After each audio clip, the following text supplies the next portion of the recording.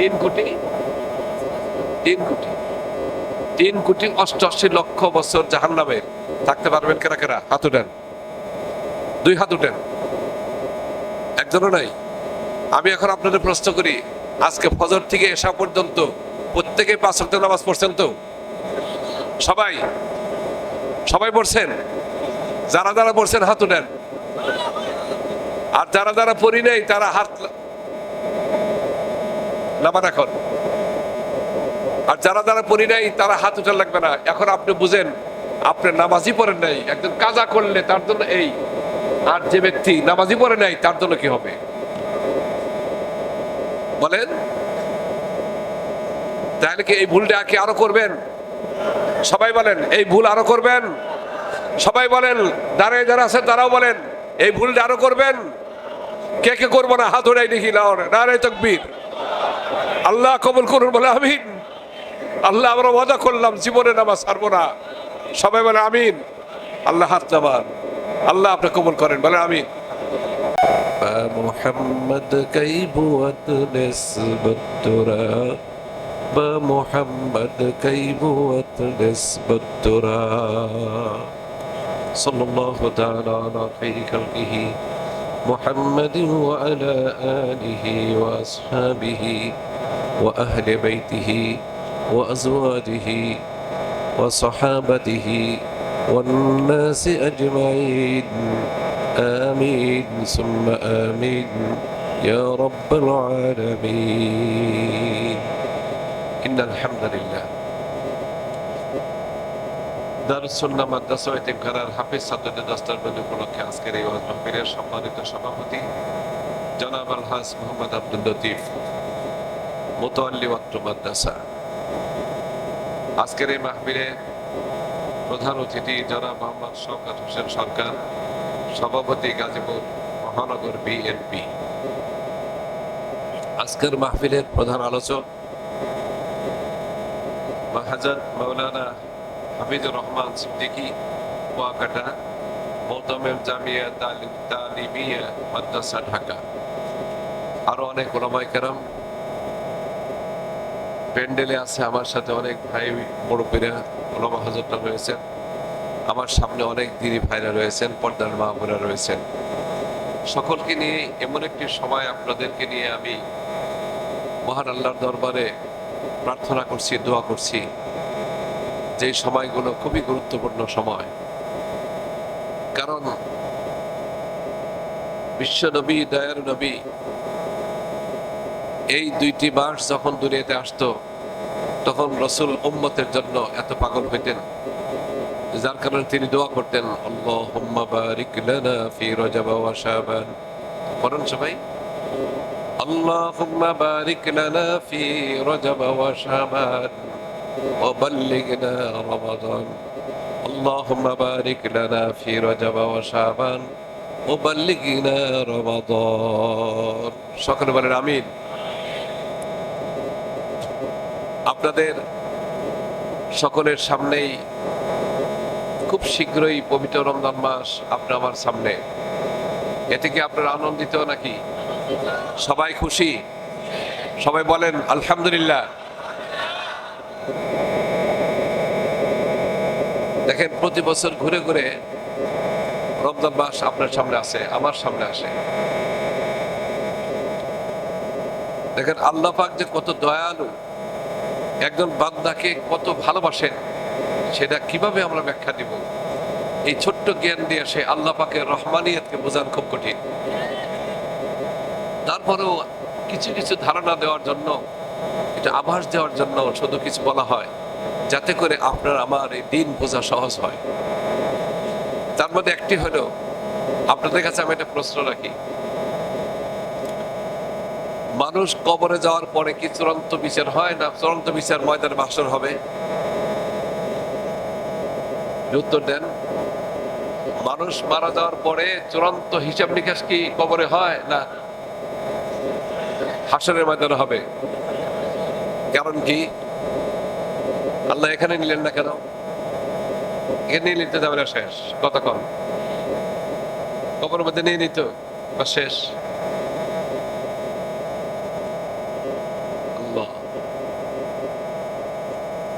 हर गोरी तो देने के तैयार है,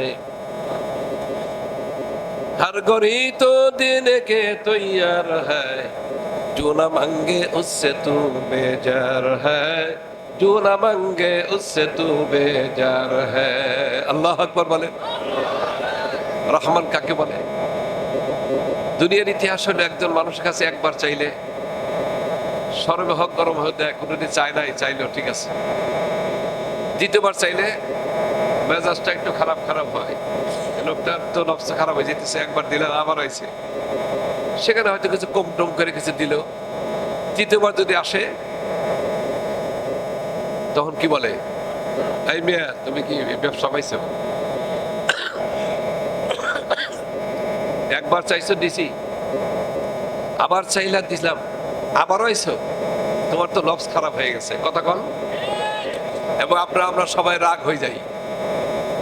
আবার আল্লাহ পাকের কথা কবি বয়ান করছেন, हर गोरी तो दिन के तैयार है, हर गोरी तो दिन के तैयार है, जो न मांगे उससे तू बेजार है। ওই বলেন রহমান তো সেই সত্তার নাম যিনি সব সময় দিতে থাকেন, যদি তার কাছে কেউ না চাইলেও তার প্রতি সে বেজার হয়। যেরকম আল্লাহু আকবার। তাহলে আমি আপনাদের কাছে একটা প্রশ্ন রাখছিলাম, প্রশ্ন নেই যে আল্লাহ পাক মৃত্যুর পরে এই কবরের মধ্যে যদি চূড়ান্ত হিসাব নিকাশটা নিয়ে নিত, তাহলে কি সুবিধা হতো না অসুবিধা হতো? বলেন তো কি অসুবিধা?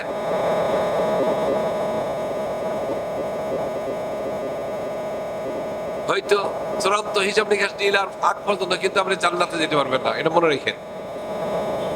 চূড়ান্ত হিসাব ছাড়া জান্নাতে যেতে পারবেন না। জান্নাতে কিছু নমুনা পাবেন, কিছু নিয়ামত পাবেন, কিন্তু প্রকৃত জান্নাত পাইতে হইলে চূড়ান্ত হিসাব লাগবে। আর ওটা যদি কবরে আল্লাহ পাক দয়া করে দিয়ে দিতেন, তাই তো আমি জান্নাতে যাইছি।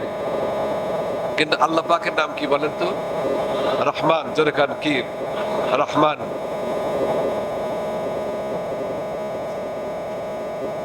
একজন মানুষ অনেক ভুল করছে, নামাজের মধ্যে খামখেয়ালি করছে, কামাই রোজগারের মধ্যে ভেজাল করছে, আছে কিনা এরকম? আমার গাজীপুরে নাই, আমাকে ঢাকা সাভারের মধ্যে, সাভার আছে, অন্যান্য ঢাকাতে আছে। গাজীপুর তো গাজীপুর মানে যুদ্ধ থেকে ফিরে আসে যারা, তাদের কি বলা হয়? আর পুর মানে পরিপূর্ণ। এখানে সবাই দিনের যোদ্ধা, কাজে এদের নাম রাখা হয়েছে গাজীপুর। আল্লাহু আকবার কন। কাজে এখানে কোনো ভেজাল রুজি রোজগার নাই, সব সলিড। ঠিক আছে তো? না করেন কে? হ্যাঁ আছে। সর্বনাশ। আমি তো চাইছিলাম যে আপনারা ভালোই থাকেন। ভাইয়ের আমার, বন্ধুরা আমার, একজন মানুষ মৃত্যুবরণ করার আগ পর্যন্ত নামাজের মধ্যে খামখেয়ালি করেছে, রোজার মধ্যে খামখেয়ালি করেছে, অনেক ঝামেলা করেছে, অনেক গুনার কাজ করেছে, নেক কাজ কম করেছে। হঠাৎ করে মৃত্যুর আগে তার খবর হলো, কোথায় যাচ্ছি আমি? আমার হাত কথা শুনে না, আমার চোখ কথা শুনে না, আমার দাঁত কথা শুনে না, আমার মেজাজ কথা শুনে না, আমার পা আমার কথা শুনে না। আছে না এরকম একটা সময়? ইচ্ছা করে এটা হাঁটতে, ঘুরেন খেয়ে পড়ে যায়, ধরতে যায়, হাত কাঁপতে কাঁপতে সেটাই পড়ে যায়। কতক্ষণ ঠিক কিনা কন? সবকিছু যখন দুর্বল, তখন চিন্তা করলো, হায় হায় কি করলাম জীবনে। একটু পরেই যখন কবরে আমি যাব, কবরের মধ্যে যাওয়ার সঙ্গে সঙ্গে যখন আমার হিসাব নিকাশ শুরু হবে, তখন আমার কোন গতি হবে? জাহান্নাম ছাড়া কোনো পথ নাই। আমি কেমনে এমন কঠিন জাহান্নামে আমি জ্বলবো?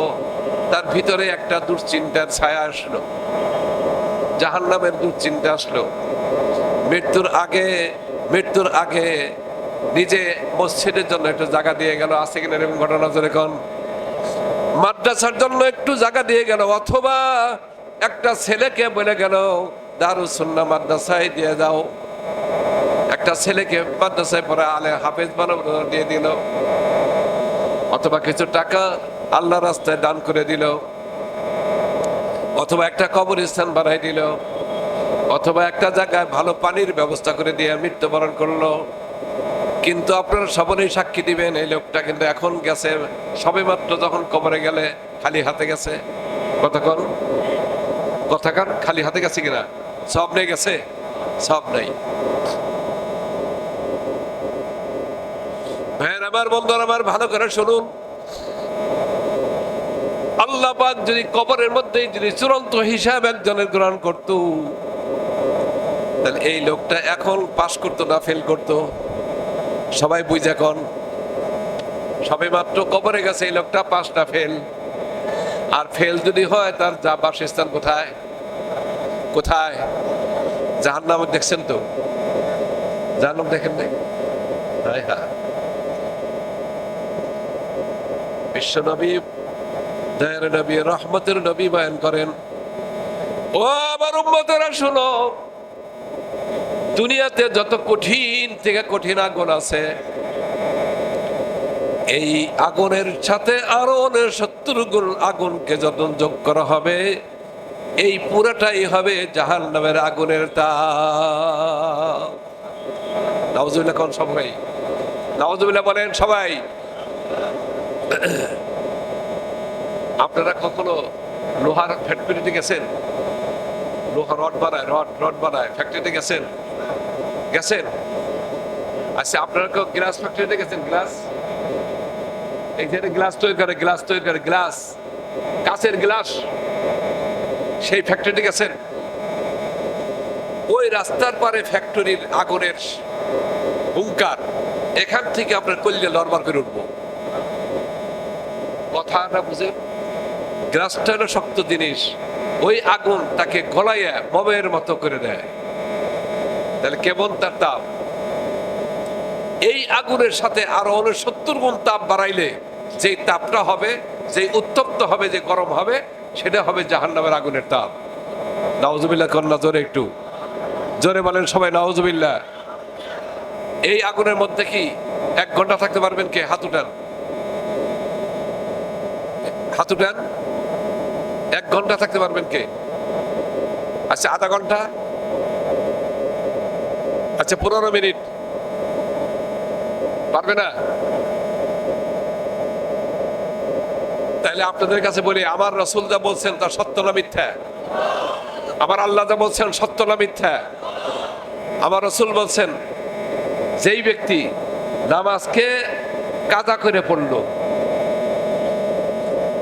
নামাজ ছেড়ে দেয়, নামাজ পড়ছে অসময়, ফজরের নামাজটা পড়ছে 10টার সময়, সময় মতো হয়েছে না কাজা হয়েছে, এই কাজা নামাজটার জন্য কি শাস্তি হবে?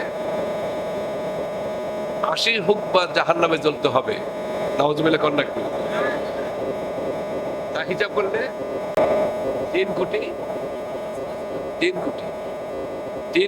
88 লক্ষ বছর জাহান্নামে থাকতে পারবেন কেরা কেরা? হাত উঠেন, 2 হাত উঠেন। একজনও নাই?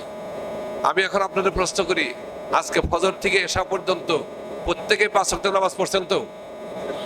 সবাই সবাই পড়ছেন? যারা যারা পড়ছেন হাত উঠেন। আর যারা যারা পড়ি নাই তারা হাত নামান এখন।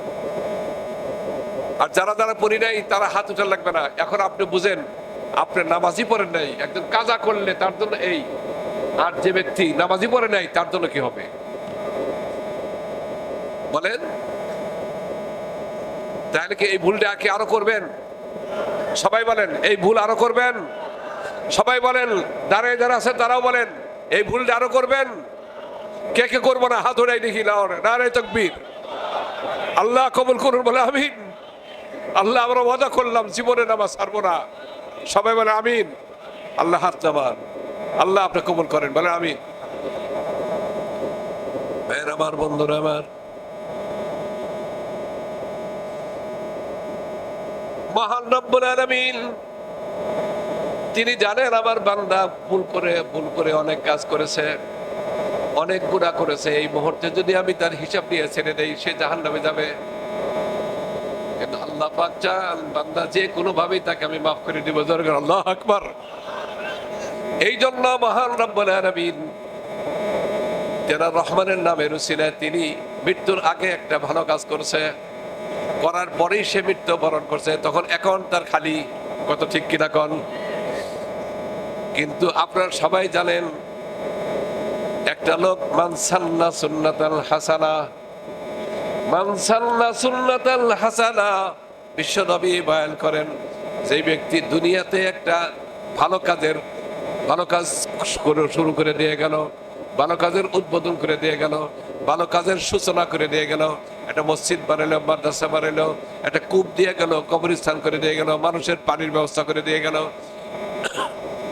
এই মসজিদে যতদিন পর্যন্ত মুসল্লিরা নামাজ পড়বে তারা যত সওয়াব পাবে, তাদের সমপরিমাণ একটি সওয়াব ওই মুর্দা ব্যক্তির আমলনামায় পৌঁছিয়ে যাবে। এইভাবে শত শত বছর হাজার হাজার লাখ লাখ মানুষ নামাজ আদায় করেছে গো ভাই। এই হাজার হাজার লাখ লাখ মানুষের নামাজের সওয়াব প্রত্যেকে যেমন পেয়েছে, ওই মুর্দা ব্যক্তির কবরেও তাই পৌঁছেছে। কথা ঠিক কিনা জোরে কন? আমার আল্লাহ বলেন, আমি আল্লাহ তোমাদের জন্য মাফের ব্যবস্থার জন্য আমি বিভিন্ন বাহানা খুঁজি। আমি তোমাদেরকে শাস্তি দিতে চাই না, আমি তোমাদেরকে জাহান্নাম থেকে মুক্তি দিয়ে জান্নাত দিতে চাই। আর তার পরেই হলেন বিশ্ব নবীর দয়ার নবীর কাণ্ডকার কাজ কারবার। সূরাতুল ফজর তেলাওয়াত করেন। وجيء يومئذ بجهنم يومئذ يتذكر الإنسان وأنى له الذكرى। আল্লাহু আকবার বলেন। এই আয়াতের অর্থটা শুধু বলি, আপনারা বুঝতে পারবেন দয়ার নবী তিনি কেমন দয়ার নবী। উনি যদি এই দয়ার হয় তাহলে যার নাম রহমান, তার দয়া কত দরকার। আল্লাহ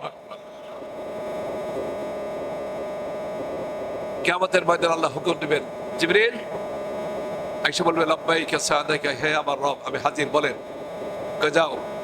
আপনাদের কাছে আমি জিজ্ঞাসা করি জান্নাত কোথায় বলেন তো? হ্যাঁ, উপরে। আর জাহান্নাম কোনে? এই আমাকে পাঠ দিছে। হ্যাঁ, জাহান্নাম কোন জায়গায় বলেন তো? জমিনের মধ্যে আছে, মোটামুটি 10-20 ফুট খুঁজলে পাওয়া যাবে, তাই না? বর্তমানে বিজ্ঞানীরা মাটির অতল গুহায় কি আছে তারা এটা অভিযান শুরু করছে। অভিযান শুরু করতে করতে যাইতে যাইতে তারা 600 ফুট পর্যন্ত মাটির নিচে যাইতে পারছে। এরপরে আর তাদের যন্ত্রপাতি অকেজ, আর নিচে যাইতে পারে। যে কোনো ধারালো অস্ত্র নিচে পাঠায়, ওখান থেকে গরমের তাপে বাস ওইটা বলতে তেতলা হয়ে ফিরে আসে। আল্লাহ আকবার। ওনাদের কাছে জিজ্ঞাসা করা হয়েছে কেন আপনাদের যন্ত্র এরকম হয়? তখন বলে যে মাটির নিচে এত কঠিন তাপদাহ, এই তাপদাহ আমাদের যন্ত্র সহ্য করতে পারে না। যদি ওরা মুসলমান কয় না এই নিচে জাহান্নাম আছে, কিন্তু বলছে অগ্নিকাণ্ড নিচে আছে যার প্রভাব এরকম অস্ত্রপাতি। আর আপনি আমার বিশ্বনবী বয়ান করছেন যে আল্লাহ রাব্বুল আলামিন জাহান্নামটাকে 7 তবক জমিনের নিচে খুব হেফাজত করে আটকে রাখছে। যেরকম আল্লাহু আকবার। কোথায় জাহান্নাম? কোথায়? এই কথা কন না কেন? কন কত নিচে? জমিন কয়টা? আসমান কয়টা? 7টা জমিনের নিচে এই জাহান্নাম আল্লাহ হেফাজত করে রাখছে। কিয়ামতের ময়দানে আল্লাহ রাব্বুল আলামিন হযরত জিবরিলকে ডাক দিয়ে বলবেন, জিবরিল কাল ক্ষেপণ করো না, ওই জাহান্নামটা আমার ময়দানের মাহশরের পাশে এনে দাঁড়া করাই দাও। বিচারের মাঠ হবে কোথায়? কোথায় কন? আমেরিকা? Police camp? ফিলিস্তিন? মাশাআল্লাহ, অনেক উত্তর দিচ্ছেন। সংক্ষেপে বলি, ওইদিকে যাওয়া যাবে না। ময়দানে মাহশর হবে, আরাফার ময়দানের নাম শুনছেন? জোরে বলেন আল্লাহু আকবার, জোরে বলেন আল্লাহু আকবার। আরাফার ময়দান যেখানে জামানের রহমত আছে, আছে নাকি? এই জামানের রহমত আছে, যেখানে দাঁড়িয়ে বিশ্বনবী বয়ান করছিলেন শেষ বিদায়ের ভাষণ, ঠিক ওই জায়গা থেকে চতুর্দিকে ছড়িয়ে সারা পৃথিবী, সাগর পাহাড় সব সমান করে একটা মাঠ বানানো হবে, সেটা হবে বিচারের ময়দান। আল্লাহু আকবার কর।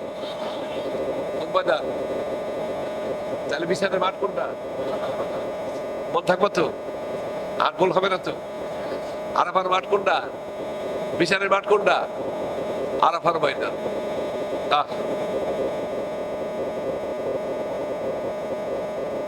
সেটা কত বড় হবে সেদিকে আমি আজকে যাব না। ওইখানে আল্লাহ পাকের আরশ আজিম নামায় আনবে, দরকার আল্লাহু আকবার। আল্লাহ পাকের আরশ আজিম কত বড় কইতে পারেন তো? কয় মাইল কয় মাইল? মোটামুটি যেহেতু বড়, তাহলে কমপক্ষে 2 মাইল দৈর্ঘ্য আর 2 মাইল প্রস্থ, এতটুকু তো হবেই। কথা বলেন। আল্লাহ ভালো জানে। হ্যাঁ, এটা ঠিক আছে, কিন্তু আল্লাহ যদি জানাই দিয়ে থাকে তাহলে সমস্যা নাকি? আল্লাহ রাসূল যদি জানাই দিয়ে থাকে তাহলে তার সমস্যা নেই। ভাইয়ের আমার, বন্ধুরা আমার, কত বড় হবে ময়দান মাহশর, শুধু একটা ধারণা নিয়ে দৌড়িয়ে অন্য জায়গায় চলে যাচ্ছি।